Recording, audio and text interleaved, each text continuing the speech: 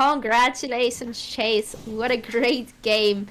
Wow. What a way to do this. Gravesh in chat saying, man, they are both kind of trolling. I'm glad I'm not the only one a bit thrown off here, not sure what's going on. Well, speaking of the bundle that is on your screen right now, yeah. the Gwent Open 2 Spring Bundle is available. And you can see it on the background at the moment. It is available as well as the coin. I really, really like this bundle. Don't worry, the keg you just missed was all blue cards anyway, chat, I promise. This bundle is available in the shop now. You can literally decapitate a zombie on this board as well as click the wheels of the world's squeakiest wagon. So if you're interested, make sure you grab this. It's an amazing bundle. It is there to support Gwent Open, and you will also go towards the prize pool for Gwent Open number 2. I've seen this board now being used by quite a few streamers, and I must say I am loving the color. Even if I lose my games, that green, that death green it's just so reassuring. Yeah, it is quite unique. Maybe in an existentialist way, but it's doing its job, I'd say. But yeah, Chase taking that there. I still do believe Nick might have taken his Nilfgaard list now, thinking it would have been the more difficult list to pull through against Elves, and that would have been the best coin to do it on. But it wasn't good enough, not against Elves. Elves quite quickly managing there to 2-0 with Feindef as well as Rodea. A very strong list in a short round, even stronger in a long round. But yeah, Nick now going down to the lower bracket. Who will he be playing against? So Nick still has a shot at the Open, as you say. He has one more shot, and it is against Ryzanov. Ryzanov beat Shaggy 3-1, so Shaggy will not repeat his feat of Open number 1 by qualifying at the final hurdle. It is Nick R versus Ryzanov, and now we haven't taken a look at Ryzanov's list yet, so I will throw us over there, and if you could also check, because I can see pings in the Discord that I cannot access, I will throw us over, and we will take a look at Ryzanov's deck lists. Okay, I'm being told that the second final will begin at 15 minutes to 8 plus 30 minutes with the delay. So we have about 15 minutes to get through these decks. Yeah, and you just did that in you time, not me time. I just thought we were like an hour and a half away. So, okay, time to ad-lib. But no, fortunately, you just have a few minutes of us going through these deck lists. And I don't know if we have the bans or the coins in yet, but I will make a start. The first list that Ryzanov has is a tournament staple, and it is Keltullis. A list we have seen, and it also has a Strays of Sparla, which, based on the times I've played recently, honestly, I need to put a Strays of Sparla in my Keltullis list, because the number of times it gets moved in this meta is infuriating. So it has all of the usual power you would expect to see. There is a Keltullis at the top, access to Heatwave, the delight of Ciri Dash, most people's favourite card, honest. There's an Imlerith's Wrath in there as well for some removal, as well as the Heatwave mentioned, and the mid-range engines between the Beast and Empyrean Phantom. Nice techs in the 4-piece slot. There's a Spores, there is also the Fork Tails, which is pretty good against Elves, and it is exactly what you'd expect from Keltullis. Right, and then we go on to another Syndicate list. Again, ladies and gentlemen, Pirates Cove simply not making the cut this time around.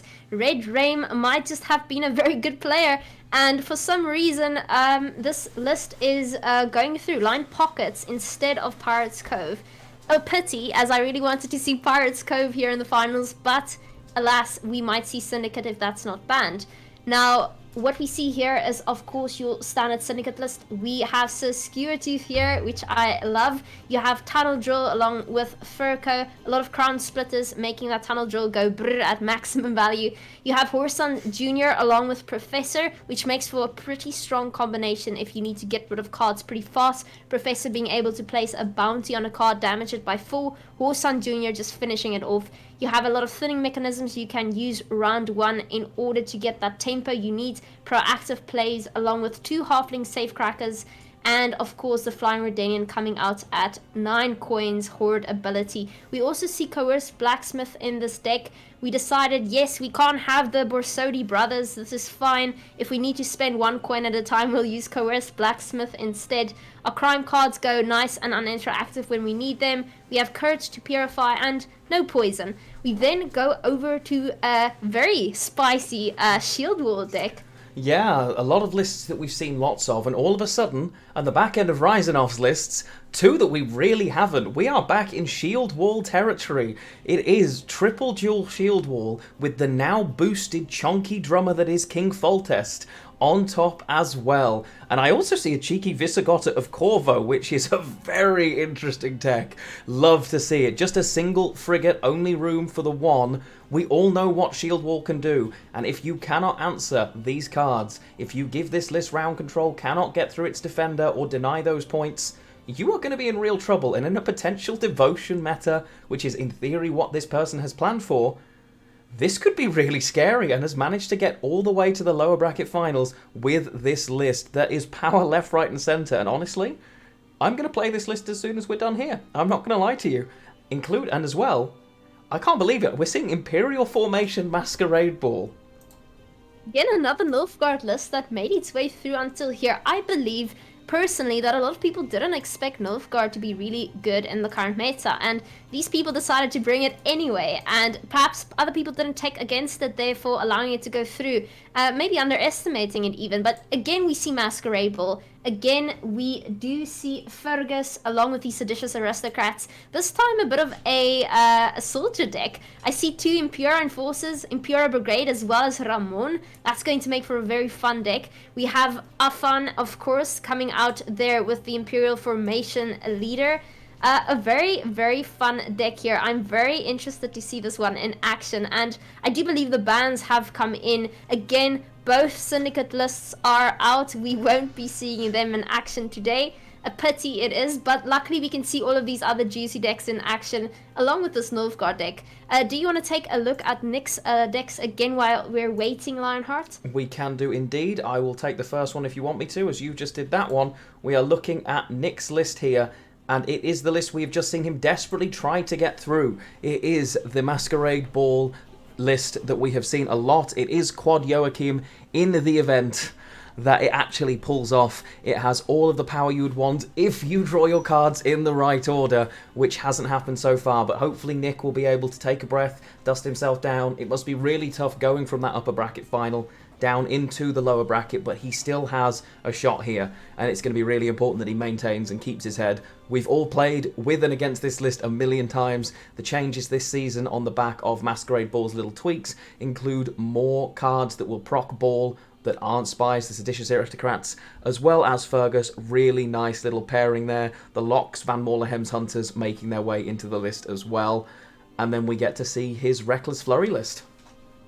Yes, another one of these also doing quite nicely. No ice in this list. Instead, for some toll removal, we have Karathi Heatwave. This one doesn't run Spores. Instead, we're seeing Artifact Compression. A pretty neat little substitute there. We also have the Giga Scorpion Decoction, meaning we can use Grimmist more than once, as it is an alchemy card. Grimmist having another charge there. And we see a Trigvi Tuersak along with Svalbard Totem, both very nice cards to include here. Lambert Swordmaster, very nice against lists that go wide. Perhaps it will be used here. In what is the other list that Ryzanov brought? Did he bring an Elves list or a Northern Realms list, Lionheart? So, if you look at Ryzanov's list here, he has Northern Realms. So he has to deal with Kidscale Tullis, Northern Realms, and Nilfgaard are the three options. So no Skellige. Syndicate has been banned by both players, as you said, and no Scoia'tael either. Yeah, so Lambert actually not finding a lot of value here, as we don't have a Northern Realms list that goes too wide. Perhaps not. It depends whether he gets that frigate out.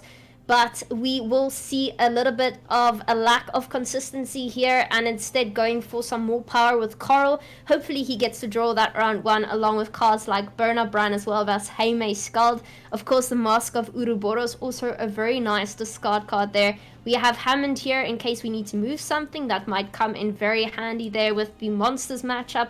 And then lastly, Maxi, also giving us just a little bit more of consistency there. Then we go on to another Syndicate list that we won't be seeing played here, but I don't know if you want to discuss it anyway, Lionheart. It depends on what you decide. I will skip it entirely, but the SK list, I've just got sudden beta vibes from the SK list. I'm seeing a list that has Coral and Artifact Compression, and I just had shuddering nightmares from Beta Gwent and the Imlerith Sabbath meta. because that was literally Gwent for about 6 weeks, and seeing both of those cards in the same list fills me with a mix of joy and fear once again. But I will take the NR list. We are going to be seeing Northern Realms again, Northern Realms Witches. Nick did manage to get this list through, so we'll feel a little bit more confident with this. It is a list that we know, and we've seen there's a lot of power in this list. Erland and Vesemir establishing lots and lots of carryover. There is a choice of the Geralt of Rivia in there for some toll removal. It didn't find any value in the matches we've seen. Certainly against elves it can be a bit of a brick, but that never hurt him previously. Lots and lots of power in a short and long round here. And this list goes very, very green, boosting all over the place. Couple of choices in terms of having Margarita as a lock option as well. Decent thinning between having John Natalis as a tutor as well as the selective mutation. So it's a pretty strong list all in all, and it is the one that Nick won with. He will be pretty confident of his choices there if he has to take that on blue coin for sure. Now, did you say we have the coin in as well? I'm going to flick us back to dual chat. Yes, we do. So Ryzanov will be going on to blue coin and Nick will be going on to red. Both syndicate lists are once again banned, so no heavy calculations for us at this time of the night, luckily.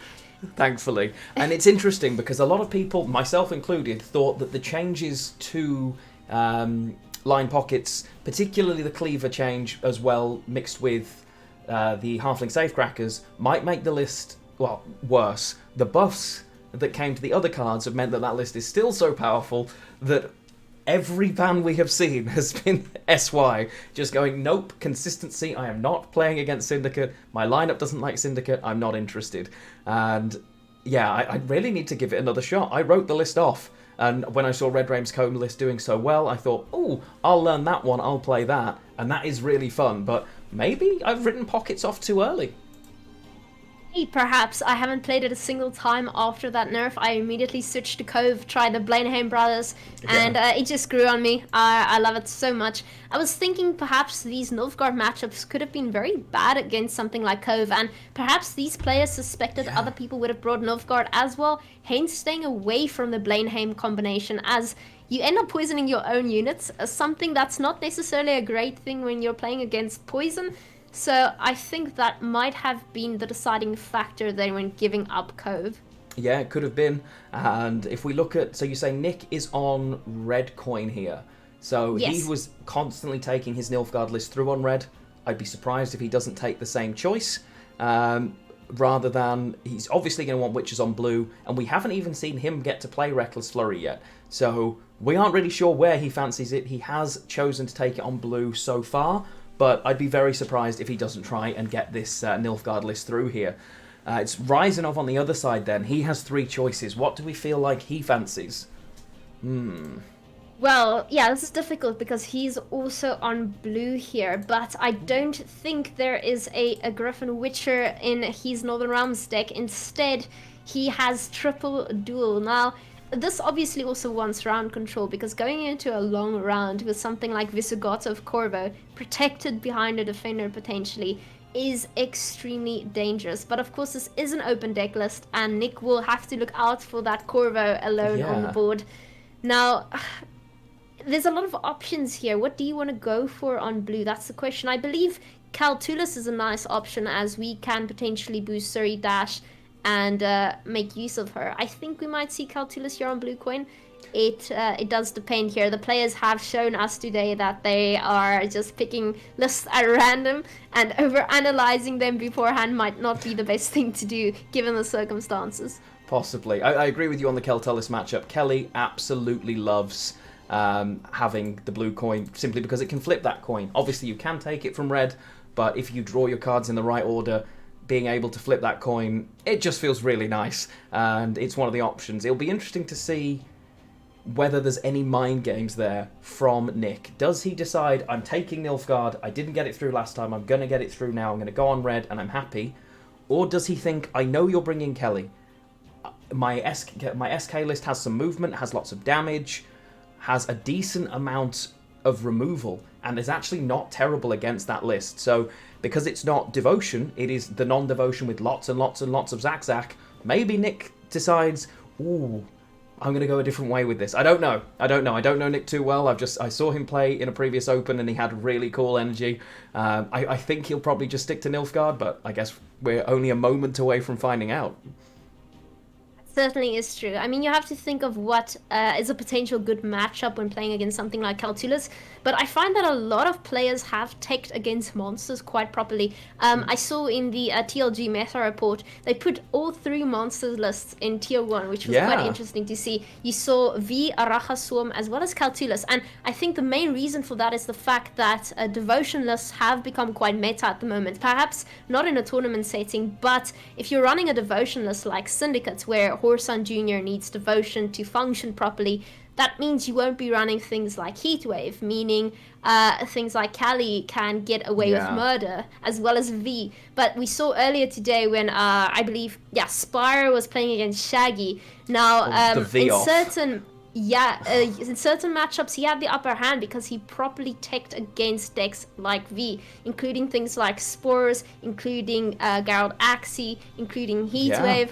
So, hey, if you go into this tournament and properly tech against these decks, you should be fine. And I believe Nick has done something similar here with his Skellige list, having things like Heatwave, and with Northern Rounds, he has Geralt of Rivia, a very interesting tech, and it does suggest that he is looking out for some lists that go taller.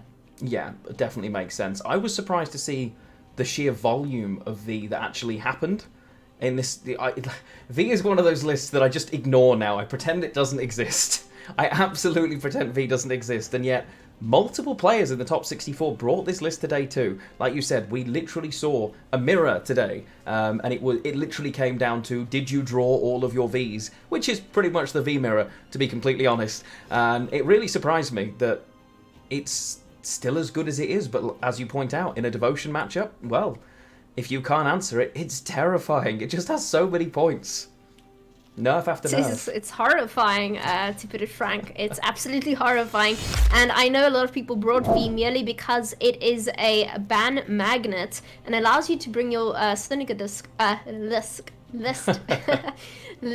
It allows you to bring your Syndicate list through. Yeah, and I see we are already getting started here with the next matchup.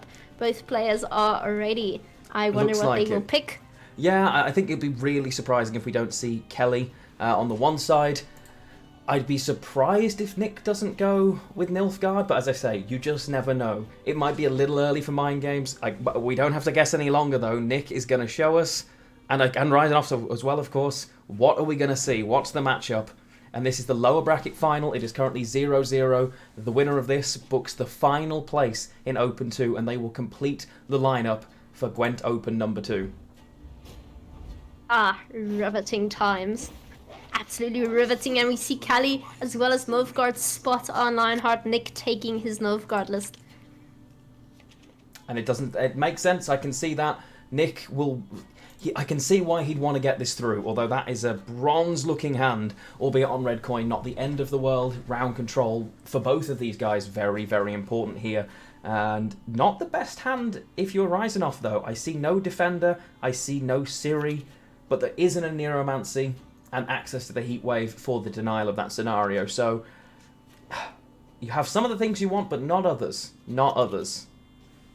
Yeah, this is quite a bit scary here for Ryzanov, because like we said, Nick actually did quite probably prep against these sort of decks.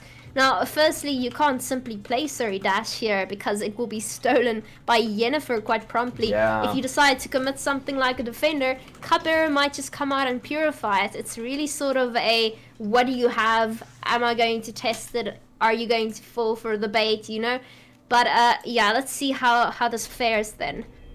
Yeah, it's going to be interesting to see, as you say. You can't take those... Oh, never mind. Okay. You can take those risks and literally just play it straight onto the board, having just said that that's a terrible idea because of the risk of Yennefer.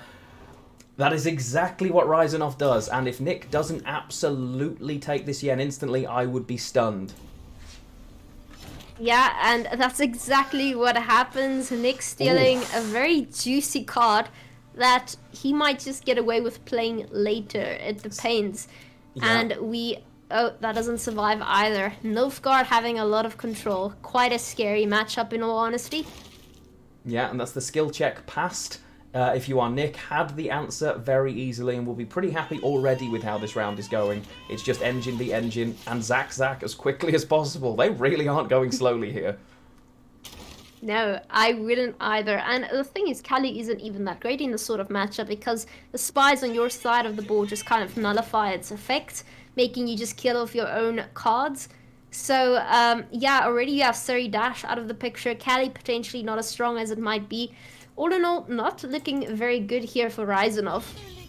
No, not an amazing situation, and obviously will not want to lose on even here. Does have an active engine, has improved the draws as well, and looks like, unless Nick clicks leader, will at least get a pass to get out of this round. May decide to drop the Purify instead and stay in the round, but then you are risking, with the hand state, a possibility of losing on even. That's true. Well, at least Yennefer won't be stealing Iron anymore, which is True. something that we might throw onto the board to get ahead here. At least we have dominance, so our engine will keep on ticking for now. Yeah, Ryzanov really does have to decide what his game plan here is. I'm sure he knows exactly what it is, but right now not looking too good there. And we do see Iron coming down there. At least that's going to make Ozra a little bit bigger than it would have been. Yeah, very true. Aussie, of course, going to trade up for 14 points there. Possibly removable still with poison, but not if it is the last card you use. It's... I think Ciri's probably a better Yen overall, just because of the potential to flip the coin. We'll feel very happy that he managed to take that, but it's never bad if you can get Eigen either. No, definitely not. Both are pretty good steals, and luckily Nick did draw his Yennefer round 1. Goes for the poison. Ryzanov's still ahead here, meaning he is able to opt out of the round. Instead, he uses Pact, seeing what he can get out of Nick. Yeah, trading up relatively poor bronze cards. You know that Nilfgaard can have issues having cards in hand that it doesn't want to play. And there's an element of that here. There is a spy in hand that would trade for 3 points because you don't have dominance and there's only one bronze card. There is a Masquerade Ball, and there is also then the location card, as well as... you could take Menno, but there's lots of cards missing that you would ideally want to be using in this situation to force. What is the line he's going to take? It takes the pass. Alright, at least Ryzanov has round control, making it a little bit more easy for him here. He can now control the round length. Does he decide to bleed? Does he decide to go for a long round? He might just use Callie here as bait to get some significant cards out of Nick. I'm curious to see whether that Surrey is going to survive for long when Nick decides to throw it onto the board. Well, I mean, it's do you have to deal with that? How do you deal with the Ciri? I guess you do have the answer there already. Imlerith's Wrath. Instead of heat waving that, being able to remove it without having to give the heat wave means you can still deal with Masquerade Ball as well, which is pretty nice. He'll be quite happy that he's managed to draw that. Yeah, and we do see that Defender coming out there, being able to protect Callie there. Again, Callie maybe not getting as much value as it should, just because of the fact that there are so many spies. Yeah. But, yeah, maybe we throw it out now before Nick decides to commit things like Masquerade Ball. Yeah, and well, Masquerade Ball dropping straight out. Nick now returning the favour and checking. Skill check the heat wave. Do you have it? You may as well play it early in the round to try and get points to see if that's an option that he's going to take here. Or does he just take the pass? Does he say, I've got what I was worried about. I'm also still ahead and keep my card here. Is this a choice? Not as many engines in hand as you'd like for Ryzanov. I personally would be very happy with that play if I were Ryzanov. That's exactly what you want to get out of the round, because it also takes away some significant poison power there that could get rid of Caltullus later on. The only thing that could now go through a Defender if we should pass would be his Cupbearer. Or if he manages to draw all of his poisons, that is. And we do see him passing, being very satisfied with merely getting the most expensive card in the game out of Nick. Yeah, it takes the Gorthugabed here. Effectively carry over. He's deciding what to give him. Going to be interesting. Oh, what does no. he... Yeah, I guess dear, it's the what's spy. happening? I guess it's the spy that goes over. What does he grab? This could be worse. That could be a lot worse. Oh, right. No, this is more than fine. It's a fair trade, I would say. Yeah, I could be happy with that. Okay. So we obviously draw into the spy. Might want to shuffle that away quite promptly. Yeah, I can see that going. I can see that going. Now, there's a choice here. If you are the Keltalis player, you can avoid keeping any bronze units in hand to try and reduce the value of spies on the other side. So it is quite possible here that that is a line that may be taken to deny and literally only play gold cards. So, and it has ended up with a gold hand as well as Spores. Spores could be huge, knowing that Joachim and the Beast, because they know the Beast is in hand, because obviously it has been stolen. That's going to be a pretty nice counter here. And of course, normally you would also want to get rid of bronzes merely because golds are so much better. But yeah, that Folktail not finding a lot of value in this sort of matchup, as it's more teched against elves as well as AQ. We see that Joachim coming out right off the bat, and it pulls into not the best card. Not the best card. Not ideal. One of the lowest value cards you can get. Trades for a total of 13 points there. Not the end of the world, but not amazing either. And effectively just grabs dominance straight off the bat as well, which is actually quite important for this matchup. Try and reduce as much as you can there. Make sure you keep the the dominance rather. That's very true. Though I suspect we want to get our engines out onto the board. We see that defender dropping makes sense, protects perhaps Mithril as well as Kelly. Yeah. Also boosting our cards later so that we get some more value with Imler's Wrath. Cupbearer coming out immediately, purifying the defender. Makes sense. Yeah, nice drop. The defender there as well prevents you from using a potential coup. Now Nick doesn't have coup in hand, had decided to get rid of it and had an answer to it. But the snap of that from Ryzanov may be trying to deny the ability to play a second one, as of course you can't target behind a defender. And we now see Ryzanov having to decide what he is willing to play here. He's quite safe though, and he has to keep in mind that Nick still has his leader ability, meaning the longer he holds on to cards like Osril, the better the chance that Nick is merely going to steal his Eigen from his graveyard. So a lot of things that Ryzanov has to keep in mind in this situation. I mean, it's really bad. Nick has access to cards like Imler's Wrath himself, Heatwave, Spores. It's quite scary, actually. Yeah, one of the curses of a good hand against Nilfgaard is it can literally be used against you, especially double-cross Nilfgaard. And basically now he says, okay... Oh, and plays the leader as well here. I wonder. It's going to be Osral, isn't it? I'm not even looking. It's going to be Osral. Let's just wait for it. He's going to steal Eigen from the graveyard, reducing Osral's value significantly. It's Heatwave. Stop making me look bad, Nick. What are you doing today? I mean, over the course of the whole of that round, he's denying a lot of points there. The engine would have potentially ticked up to 2 points a turn if he grabs dominance. It's an interesting choice for sure. Has decided, you know what, I'm going to reduce your value. Oh, and it's a beautiful Parasite. Doesn't need to do anything else because there was no way of boosting that Ciri, of course. Oh, very nice. Very, very nice. We'll be very happy to have been able to grab that. Yeah, and luckily Ryzanov now has a 14-point Osral, which would not have been the case if we stole that instead. Merely retaining dominance there would have taken a lot of points away from Nithro, but still interesting play there from Nick. And at least Nick now knows he needs to play around the cards that Ryzanov did end up drawing, as is a Heatwave. At least that's one of the cards he could have seen. Now, when do we throw Kali onto the board is the question, right? It's not yet going to get any value, meaning it's not worth committing it yet. Also, we see 2 spies in hand already on Nick's side, meaning Kali isn't going to do much in this matchup like it normally does when playing against Nilfgaard spies.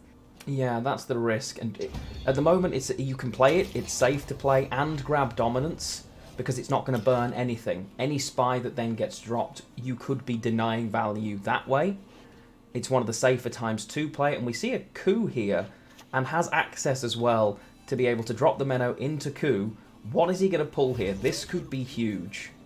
Because there's still a Cantarella as well. At the moment, I like Ryzanov's hand, but the RNG of Nilfgaard could still come and save the day here. Yeah, we see that Joachim being played a second time.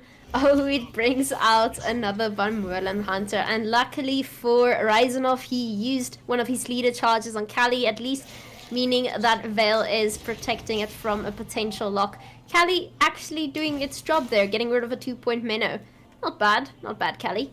Yeah, and a snap as well of Indlerith's Wrath, turning that engine off as quickly as possible, saying, actually, I don't feel like doing that. Let's stop the beast growing any further. While I can, let's get rid of it.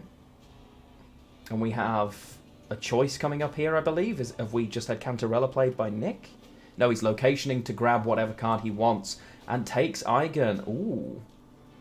Oh, he's denied it the other way around. He has Cantarellaed for Eigen, so it's not in the graveyard to consume. Impressive. Very nice. I am very impressed, Nick. Nick thinking several steps ahead there.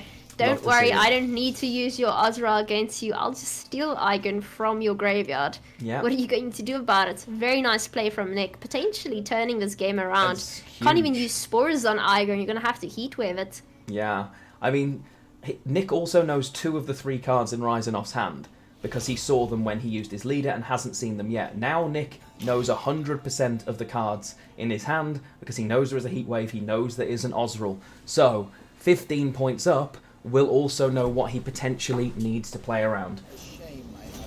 Looking to be in a really comfortable position here as that Ozreal is looking quite sad, actually. Yeah, this seems to be Nick's game here. Nick playing a very nice game here, though Callie was never really favored in this sort of matchup to begin with, but Nick's just showing how you can manipulate the game entirely with your cards. And yeah, so we see Fergus coming down there. Yeah. We not doing much as we don't have a seditious aristocrat there, but still 7 points. Heatwave getting rid of Eigen, and it's not enough. Nick taking this, finally getting that Nilfgaard list through. Yeah, and that'll be big for Nick. In the previous series that we just saw, he had 3 shots at getting the Nilfgaard list through, and 3 times it did not go his way. That will give him some real confidence as he takes the win. That is 1-0 Nick here, and now he is going to go on to blue coin. And we're going to see Ryzanov on red. Before that, of course, we get to see Shoop. And are we going to see a good keg? We are not. No, we are not. No good kegs for us. No. No, we are apparently not worthy of a legendary keg today. And yeah, so Nick currently on blue coin there, Ryzanov on red. Nick now having to choose between his Skellige list as well as Northern Realm Witches list. I personally suspect he'll be taking his Northern Realm list out on blue, which is normally the choice we go for. Though we have seen in a previous game that he just simply did not play his Griffin Witcher using Crystal Skull, but playing around Serpent Trap potentially. Now, Ryzanov, on the other hand, still has both of his decks, all 3 that is. Callie, Triple Duel, as well as Nilfgaard. What will he play against Nick's Northern Realm Witches list? Well, I think he's likely to take his Nilfgaard list on red. It's not particularly fond of going on to blue coin.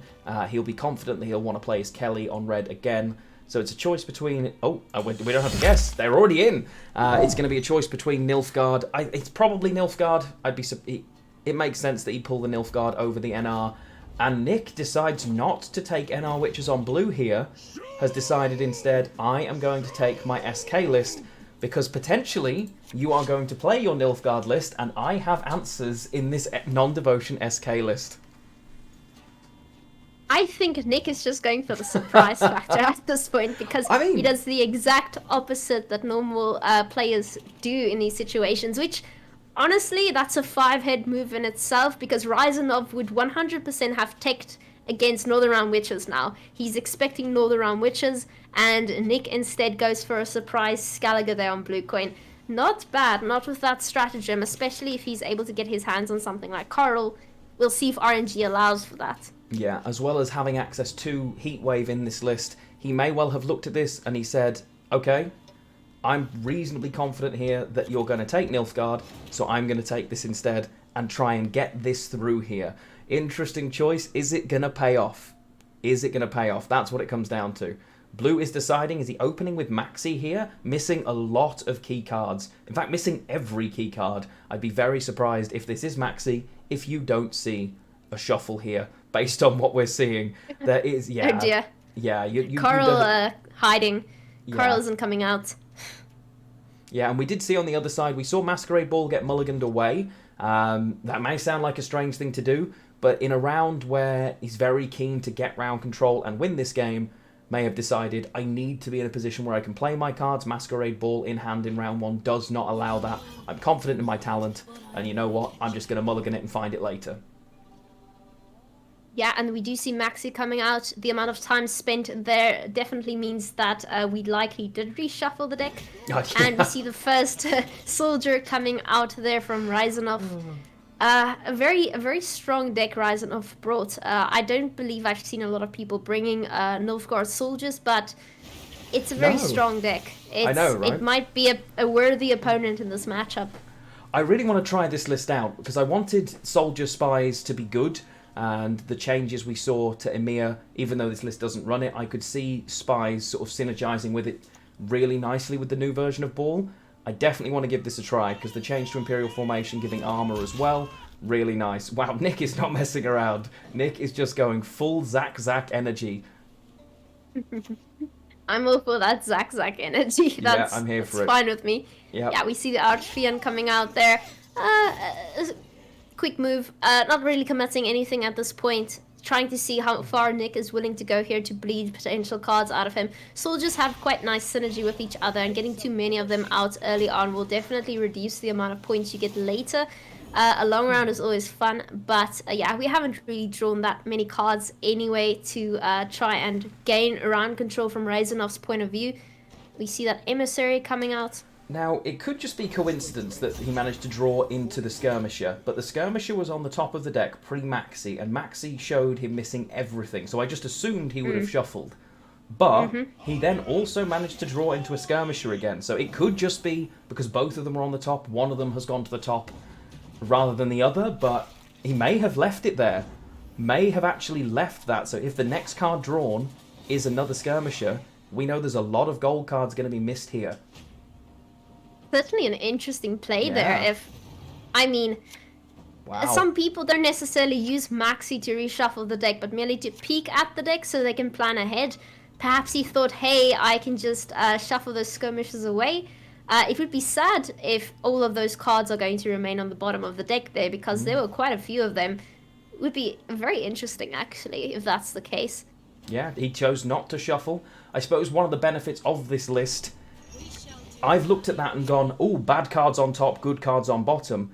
This list has so many discards that actually, in reality, you see almost every card. We've just seen all of those cards I was worried about get shuffled away. So, in reality, it's actually a great read from Nick, and one I wouldn't have made. I would have shuffled there and moved cards I could have discarded and then played onto the board away. So, actually, a really nice choice from Nick, and instantly to charge Zach, spamming left, right and centre here. Also sporting the best coin I have ever seen in game from Nick. Always love to see it.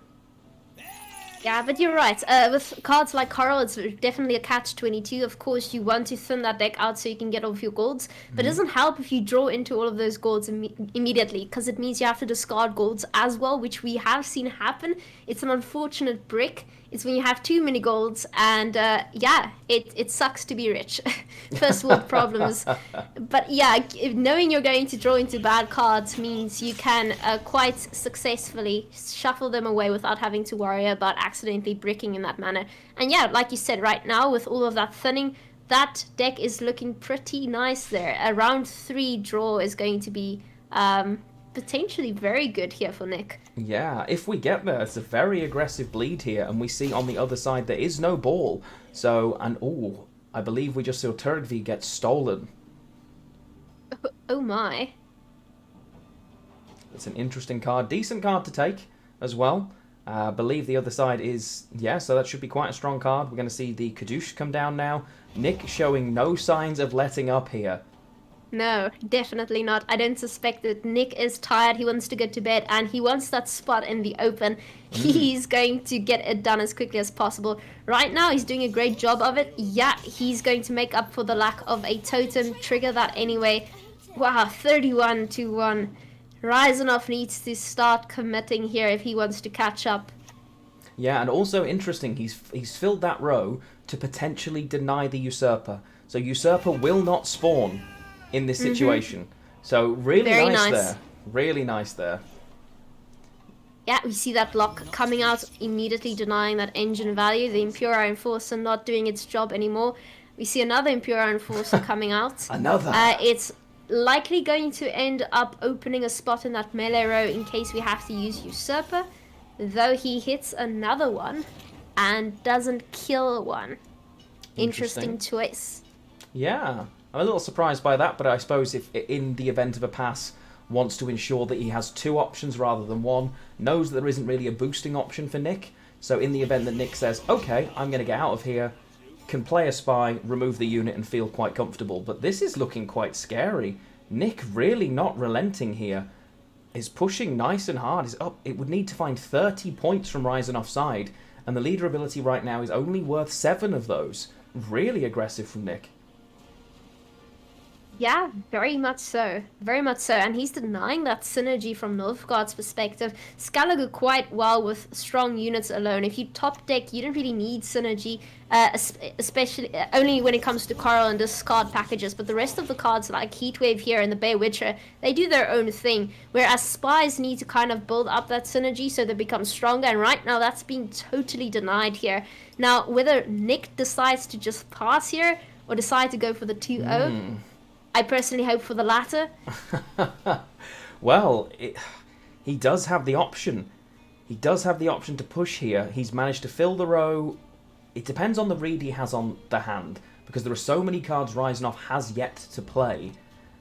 Also, that Bear Witcher slightly suboptimal, not able to play it next to Kaduk because the row is full, denying some of that value if he wanted to click and really go for this 2-0. Doesn't want to commit the Heatwave. There's no tall unit.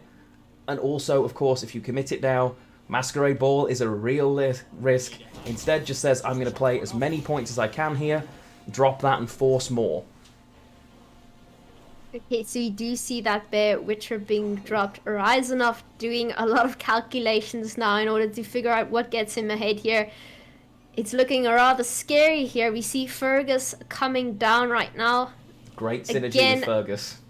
Yeah, we see 3 charges there coming out. I think we're purposely keeping that for the melee row. We don't want to give Nick more space on that melee row in case he plays a card that has synergy with the location. So we see him holding on to that instead for later. Also, if Nick has another unit, he can just quickly fill up that row again, and Ryzanov might not be able to empty the row quick enough. Well, he did target the One Witcher student, so he is now able to get rid of another card quick enough. But yes, Nick now having to decide whether he's willing to commit Heatwave here or not, or rather hold on to it for later. I think he'll be working out, is there a 2-card combo with the 7 points from leader that can potentially do it if he Heatwaves and double leaders? The leader ignores armor, so it's worth 6 points. Does take the Heatwave. Wow, I expect I like that. He's got a double leader here if he's done that, right? Surely he's going to double leader here.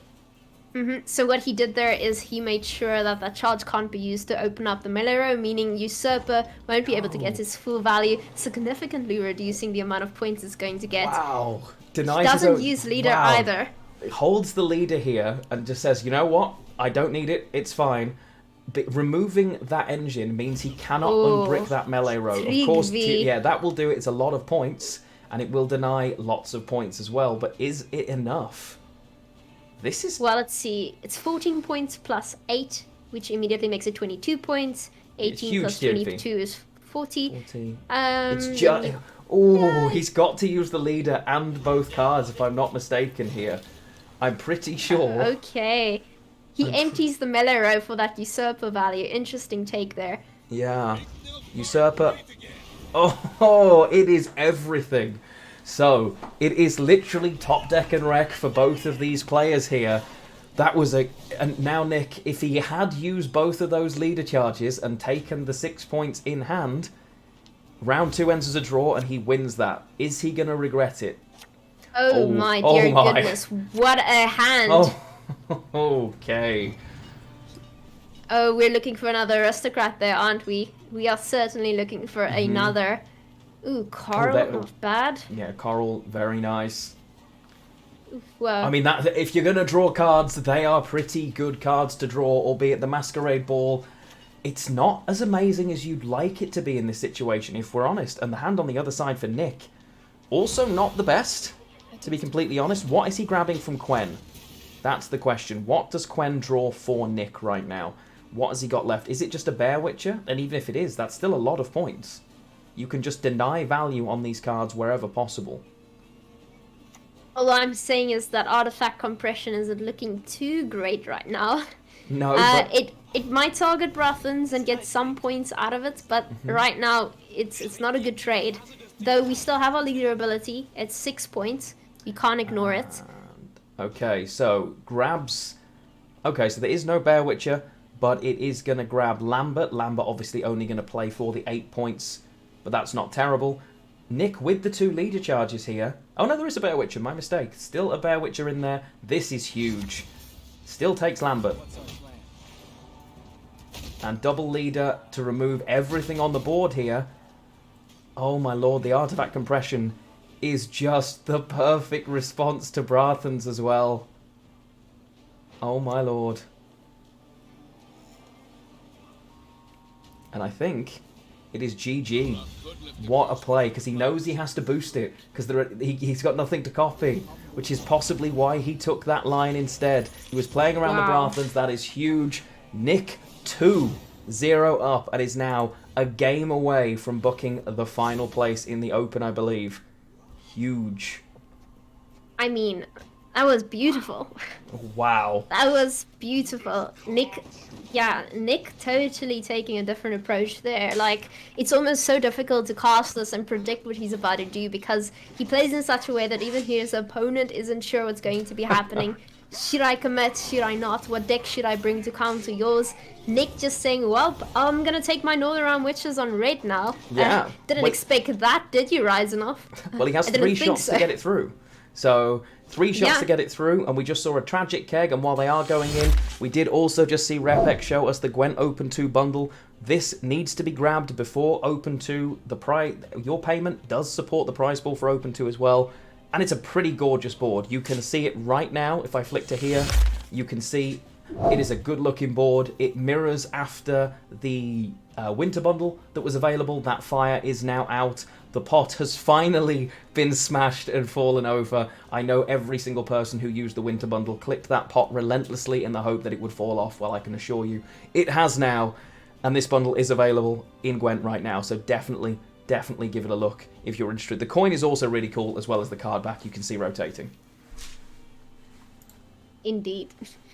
Lionheart not being paid to do this. He unironically buys all the boards and gives them away for free on stream. I'm giving another one away actually next week, so I give them away all the time because they're really pretty and more people should have them. Because people, as soon as they go, oh, I wish I'd bought that.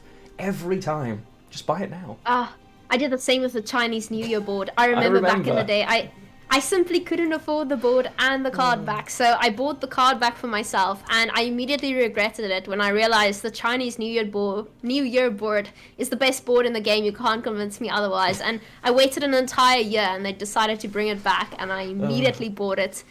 Yep. I haven't regretted it a day since. So now Nick bringing his Northern Realms on red, Ryzanov deciding countering it with Kelly on blue. Okay, Surrey Dash perhaps actually has a chance this time. Surviving, Kelly has lots and lots of power. This list isn't a devotion list, and there are more answers than a traditional Witches list because it has a Witcher. Unlike the traditional Witches list, generic Geralt of Rivia could come in clutch here. Could be massive in this situation. Although the opening hand here, no Defender, no Ciri Dash, but there is an Aneromancy. Do you think we ever... do we ever play around vanilla Geralt there and not boost Surrey all the way to 9? But then again, Anzi's just takes her out. You really can't play around it, can you? It's a skill check, and it will be interesting to see what Ryzanov does. A single boost would obviously take it to 8 from the leader charge. It would be 9 if he chooses to play it and use the stratagem. Something he did last time to skill check. Decided last time, I'm going to play it and see if you have the yen, and got punished. Will Ryzanov a Nero into Ciri from blue 2 games in a row? Oh my lord, it looks like he's going to. Is he going to do the same thing again? Oh, is he going to lead a charge at this time to play around the Geralt? Because he got burnt by this last time. Instead, I like this. He's taken the leader charge instead to play around the Geralt. But as a result, does he just get Anzi's now? Well, I mean, you could potentially boiling oil here and do a bit of a skill check, see how far are you willing to boost it, No, and then I Geralt it. But no, instead he you've decides got to to go answer Prince it. Anzi's off the bat. Makes sense. Honestly, I think 100%. it's a good trade. Yeah. Yeah, huge. And Nick passing the skill check yet again there. And Ryzanov has every right to be just a little frustrated that has burned him twice in a row. Yeah, both answers available to Nick. Did the sensible thing, played around the Geralt, unfortunately, played straight into the answers. And again, it's not like Ryzanov's unlucky here. Nick purposely teched against these sort of decks by including something like Vanilla Garrels as well as Anzi's. We see some people haven't included any of those. I believe one of Shaggy's Northern Realm lists didn't include any tool removal, I remember specifically, but instead another location card. So the way these players prepare is everything. And yeah, here we see it in action. Suri not making it through. Instead, we now see Eigen being dropped on the board. Yeah, and it's much safer than it has been in previous matchups. You can see that Eigen is just going to survive there. Unless, of course, it gets Geralted. It's unlikely to be the Geralt target, though. Especially from red coin, you don't have to worry too much about it, so it isn't necessarily the option you want to take. You can just continue to develop his engine there, play the target practice, and just spam some points. Yeah, that's very true. Something like Kali, unfortunately, you simply can't afford to commit Geralt right now. Though he's 100% tempting it out of Nick. He is giving Nick a pretty big target. I won't be surprised if that Parasite gets dropped on Eigen as well. And it actually works. Okay, he takes the Wow. Geralt, but takes it on the engine instead. Is more than happy to get rid of that engine because it is worth more points than the Eigen right now. Also, potentially doesn't want to enable the Osril in this round instead. So is more than happy to take it, deny the engine, because the value of that overall was probably higher this round. Now can't answer Keltalis though. There is Not no at longer... all. There's no answers now to Defender or Keltalis. So I'm it's going to looking be at his interesting. deck. It's not a single thing. CDPR, give Northern Realms Purify. Do it, CDPR. They deserve it. Make Northern Realms great again. Yes, But MV yes. Pella, just make it a card for Northern Realms. Make it dual faction. I want MV Pella, and I'm sure somewhere Spessy is going, yes, I want it dual neutral and Northern Realms. Yes, make Kudak different, or yeah, give them a different Purify card, like you said. But we do see Adlan coming down there for some nice carryover. That's always something you want round one, ideally. And wow, we see that round Okay. one leader charge coming out there. Nick has decided I want winning on round even, control. right? Yeah. I'm gonna get your Kali out, even though I don't have Purify. I will get it out of you, and I won't be playing into it. Yeah, I mean, winning on even against Keltalis, not a terrible plan. I'll be honest, being able to protect yourself, bleed without mercy, may well be the best possible option available here. Nick now also, ooh, does he choose to take this here? Does he decide? Nope, he's not interested. He could have taken a pass and won 2 games up. Doesn't need to do that, can just play really low value cards effectively. He will feel very good about this. You don't give Kali round control, because if you're a few cards down, Kali, more like if Kali is a few cards down, it's even more powerful. It's like being a few cards down with Colgrim, right? You just pass and leave it on the board, and it helps having less cards on the board. So yeah, Nick definitely wants round control. He wants Kali out in round 2, and I'm almost sure he's attempting to go for a 3-0 here against Ryzanov. Wow. I think so. He smells blood in the water. He is 2-0 up and has decided, I am going... Wow. He is just going, I'm going to get as much carryover as possible. I have all the carryover in my deck. I'm going to beat you on even here and be very, very happy about it. And Ryzanov just passes. He's out. As he should. He should. This is a very good end for Nick here. Winning on even is definitely what you want. Managing to win on even... Not even having blue coin, right? That's honestly amazing. He didn't even have Crystal Skull, and he still managed. But he had to commit his leader, to be fair, which isn't not a lot. But now we're going to try and get out Kali, most likely. We'll see whether he's able to push with the hand he has. He does have Amphibious Assault, which is obviously very great in a short round. Immediately uses it. Not bad. I suspect it's getting heat waved though, just a suspicion. Yeah, takes first AA here. He has no interest in not pushing, and goes maximum point value here. Not only dominance, of course, but coming out for 13 points. I agree with you, this may well eat a heat wave pretty quick, but Nick is not messing around. This man has already booked his leave for the Open in his head. He is ready, he is tucked up, and can he get it done 3-0? Wow. Okay, so we get that engine on the board with no throw. Very nice. Oh, Nick passing. Yeah, Okay. I think the Natalis is actually a brick at this point. I'm not 100% sure, but I think he's just saying, I'm pretty confident I can avoid everything. I don't think there are any more in deck that he could have taken. Might be wrong, but I think he used everything he could there. So doesn't want to go too far into that. Feels like the round with the extra cards. He can even play his Witcher trio at will. I think he'd be pretty happy with where he is right now. Okay, well, he now is at the mercy of Caltulus, though. Oh. And Kelly's going to find some significant value, I fear. And there she is. You say her name and she is summoned. Not all dragons like gold, but she certainly does. And that is a gold-looking hand. No wonder she was summoned. Yeah, very nice looking hand. That's the only voice line I can remember right now off the top of my head in Gwent. Why was that not a Gwent trivia question? I still maintain I won that and I did not come last, and I will hear nothing on the subject other than that. I'll pretend that I wasn't in that exact same competition and that I didn't do better. You didn't, I agree. That round 3 maxi, always sad to see a round 3 maxi. It is not what you want. To be able to see the cards you could have won and have no access to now. Mulligans no longer matter. So we're going to see where this goes. Nick, is the pass going to come back to haunt him? That Keltalis in hand as well. There's a lot of points in Ryzanov's hand here. But will there be enough swarm from NR to just not care? Yeah, Nick just holding on to those cards for now. Callie can't yet find value. In fact, it can't be played right now. It's a bit awkward. We instead go with Ozra right now, though it can't be countered, so it's pretty much safe at the moment.